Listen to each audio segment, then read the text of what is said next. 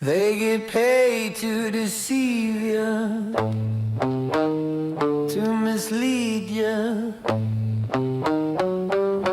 in a disbeliever.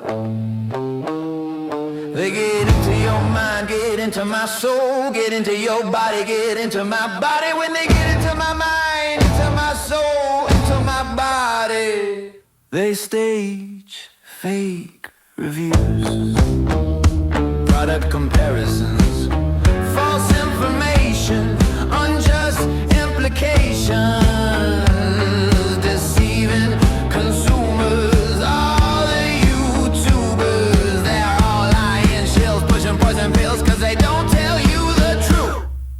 What it will do to your health, do to your body, do to your soul, do to your mind, do to your skin, do to your skin, do to your mind, do to your soul, do to your body, do to your health.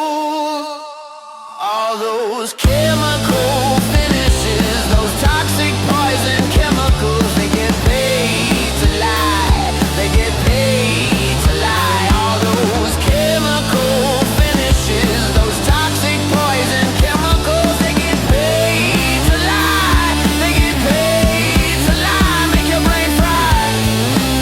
They get paid to lie, they get paid to lie, make you fry.